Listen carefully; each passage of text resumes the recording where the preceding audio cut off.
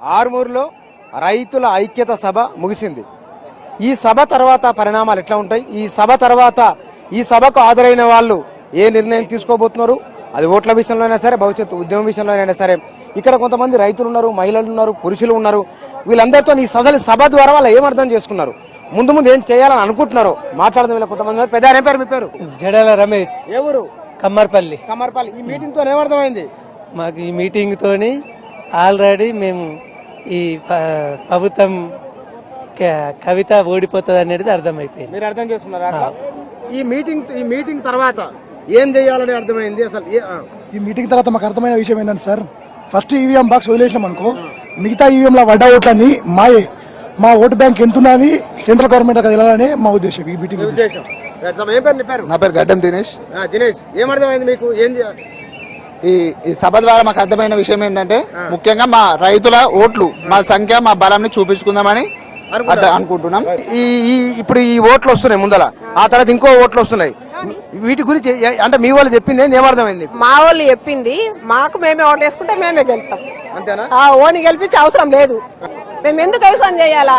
మేము ఒక 5 సంవత్సరాలు వ్యవసాయం చేసాడు బంద్ చేస్తే స్ప్రింగ్ లో కుర్చీ మీద కూర్చున్నాడు కూడా మా కాళ్ళ దగ్గరికి దిగేస్తాడు అంతే. కానీ మా రైతులు ఒక మాట మాట్లాడతారా? మాట్లాడారు. ఆడు ముందు దొబ్బిండు, అమ్మకచ్చిండు. ఓయ్ నేనెట్లా దొబ్బద్దు, ఆడు ముందు పోసిండు, నేనెట్లా పోయొద్దు. మాది ఇదే ఆవేశం ఉంటది బతికిన రోజులు. పరిష్కారం ఏంది? రేటు రావాలా. రేటు రాకుంటే మేము వ్యవసాయం చేయొద్దు. మా పొట్ట మందం మేము చేసుకుంటాం, బతుకుతాం. మమ్మల్ని గుంజేటోడు ఉన్నాడు, లోన్ కూడా కట్టాం, ఏం చేస్తాడు వాడు? ఇంకా చాలా మంది ఇక్కడ ఉన్నారు. వివిధ గ్రామాలు అంటే పార్లమెంట్ నియోజకవర్గంలో ఉన్న దాదాపు అన్ని గ్రామాల నుంచి రైతులు వచ్చారు ఇక్కడ. ఇంకా కొంతమంది ఉన్నారు, వాళ్ళతో కూడా మాట్లాడుతున్నారు. వాళ్ళు అసలు దీని తర్వాత వాళ్ళు చెప్పిన 2-3 అంశాలు ఉన్నాయి. ఈ 2-3 అంశాల్లో దేన్ని వాళ్ళు పట్టుకున్నారు, దేన్ని వాళ్ళు అర్థం చేసుకున్నారు, ఆ తర్వాత ముందు ఏం చేయాలనుకుంటున్నారు. అమ్మ ఏం పేరు? మీ పేరు? సుమలత. ఏం చదువుకున్నారు మీరు? 10th వరకు చదువుకున్నారు. వ్యవసాయం ఉందా మీకు? అవును, వ్యవసాయం చేస్తారు. ఎక్కడి నుంచి వచ్చారు? ఏ ఊరు నుంచి? కొత్తపల్లి నుంచి వచ్చారు. ఈ మీటింగ్ తర్వాత ఏం చేయాలని మీకు అర్థమైంది? రైతుకే మద్దతు ఇవ్వాలని అర్థమైంది. ఎందుకోసమని అంటే రైతు గెలిస్తేనే రైతు బాధలు తెలుస్తాయి కాబట్టి అని రైతుకే మద్దతు ఇవ్వాలని అర్థమైంది. రైతు మద్దతు ఇవ్వాలని. ఇప్పుడు ఉన్న రాజకీయ పార్టీలలో ఎవరికి ఓటు వేయదని అన్నారు కదా, 7 ఒక బాక్స్ ను వదిలేసి మిగతా వాటికి ఏమన్నారు కదా, అట్లా చేయడం వల్ల మీ సమస్య పరిష్కారం అయింది అనుకుంటున్నారా? అవుతుందని అనుకుంటున్నాము. ఎట్లా? రైతే రాజైతే బాగుంటదని అర్థమై చాలా మంది ఆడవాళ్ళ మీటింగ్లకు వస్తే, డ్వాక్రా సంఘాల మీటింగ్లకు, లేకపోతే ఇంకేమైనా ఆడవాళ్ళ మీటింగ్లు వస్తారు కదా, వాటికి ఈ మీటింగ్ తేడా ఏముందమ్మా? ఈ మీటింగ్ తోటి అందరికి ప్రతి రైతు బాధ ఏ కులం వారికైనా అర్థం కావాలా. ఎందుకంటే రైతు అన్నం పెట్టేది, అన్నం తినేటప్పుడు ఈ బాధ వాళ్ళందరికి అర్థం కావాలా. రైతు ఎంత కష్టపడుతుండు, ఎండ ఆనక ఎంత బాధపడుతుండు అని. అన్నం తినేటప్పుడు ప్రతి ఒక్కళ్ళకు రైతు బాధ అర్థమైతే ప్రపంచం మొత్తం మారుతుంది. అది మొత్తం కేంద్రంకి అర్థమైతలేదు, అర్థం కావాలా ఇప్పుడన్నా. ఏం పేరు? నీ పేరు? అనురాధమ్మ. ఎవరు? కొత్తపల్లి. ఈ మీటింగ్ తో అర్థమైందా ప్రభుత్వానికి? అర్థమైందని అనుకుంటున్నారా? అర్థం కావాలనుకుంటున్నాం. ఈ మీటింగ్ తో ఇంత కష్టపడి బాధపడుతున్నాం రైతులం, మా బాధ అర్థం కావాలా రైతులకు. వాళ్ళు చేస్తాము, మీకు సబ్సిడీ ఇస్తాము, బోనస్ ఇస్తాము, ధర ఇస్తాం అంటున్నారు కదా. ఇవ్వటం లేదు కదా వాళ్ళు. మొన్న చెప్పారు కదా ఇస్తామని, గట్టిగా ఇవ్వలేరు కదా, ఇప్పటి వరకు ఇవ్వలేరు. మీటింగ్ లకు వెళ్ళలేమండి, ఇది మా రైతుల మీటింగ్ కాబట్టి ఈసారి ఫస్ట్ టైం మేము వచ్చాడు. ఏ మీటింగ్ లకు కూడా మేము వెళ్ళలేదు. మా రైతుల బాధ అర్థం కావడానికి ఈసారి ఫస్ట్ టైం వెళ్ళాం. 100 మంది దాకా వచ్చినాం. చాలా ఏళ్ల నుంచి పసుపుకు, ఎర్రజొన్నలకు మద్దతు ధర లేదు. 30 ఏళ్ల నుంచి లేదు కదా. మరి ఇవ్వాలని ఇంత గట్టిగా ఎందుకు పట్టుకున్నట్లు? ఏమర్థమైంది మీకు? ఇవ్వాలని అంటే ఇన్ని సంవత్సరాల నుంచి ఎప్పుడు చెప్పినా కూడా మాకు మద్దతు ధర ఇస్తాము అని చెప్తున్నారు, కానీ ఎప్పుడు ఇవ్వట్లేదు మాకు. అయితే మేమే ముందరకొచ్చి అడిగితే ఇస్తారని నమ్మకంతో. ఇప్పుడు మీరు ఇంతమంది వచ్చి మీటింగ్ పెట్టుకొని పోయారు కదా, మీరు కోరుకున్న కోరిక నెరవేరుతాను అనుకుంటున్నారా? అనుకుంటున్నాం. పక్క. ఎందుకు గట్టిగా చెప్పగలుగుతున్నారు? ఎందుకంటే మేము ఇంత బాధపడొచ్చినందుకు నెరవేరాలనుకుంటున్నాం. పార్టీకి ఓటేస్తే అసెంబ్లీలో, పార్లమెంట్ లో మాట్లాడితే పరిష్కారం ఉంటది. కానీ మీ ఓట్లు మీరు వేసుకుంటే మీరు గెలవరు కదా.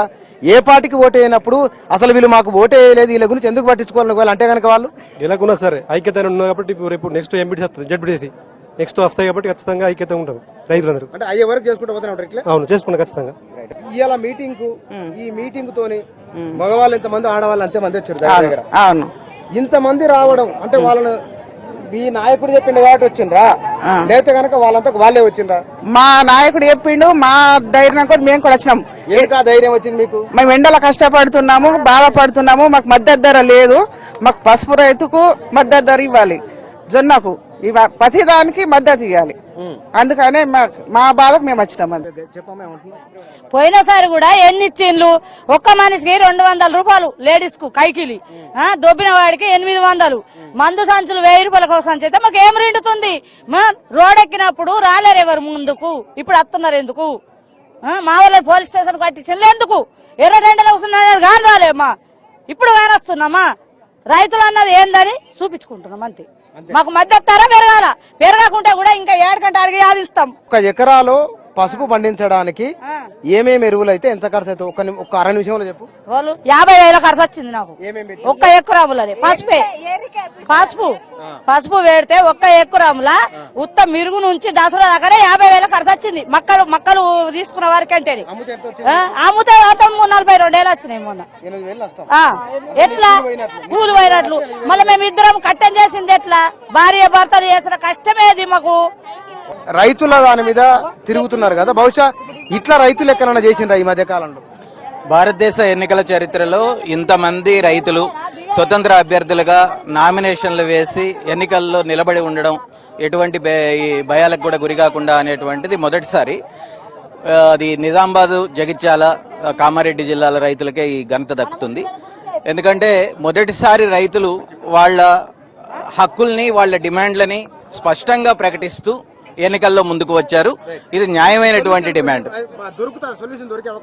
ఖచ్చితంగా ఉంది. రైతులు ఐక్యంగా నిలబడ్డారు కనుక పార్టీలు సొల్యూషన్ ఎతుకుతాయి. ఇప్పుడు ఉమ్మడి నిజామాబాద్ జిల్లా ఆర్మూరులో రైతుల సభకొచ్చిన వారి అభిప్రాయం ఇది. ఎలక్షన్ల ముందు రైతుల విషయంలో ఈ మధ్య కాలంలో ఇంత ఇలాంటి సభ జరిగిన సందర్భం లేదు, ఇంతమంది ఎన్నికల్లో పోటీ చేసిన సందర్భం లేదు. ఇది వారి డిమాండ్లు, తర్వాత కేంద్ర రాష్ట్ర ప్రభుత్వాలను వారి ఏకదృష్టితో చూస్తున్నారు. కేంద్ర రాష్ట్ర ప్రభుత్వాల ఇద్దరిది బాధ్యత అనే భావనతోనూ అభిప్రాయంతోనూ ఉన్నారు. ఈ పరిణామాలు ఇంకా ముందు రాబోయే స్థానిక సంస్థల ఎన్నికల్లో కూడా ఉంటాయని అభిప్రాయాన్ని రైతులు వ్యక్తం చేస్తున్నారు.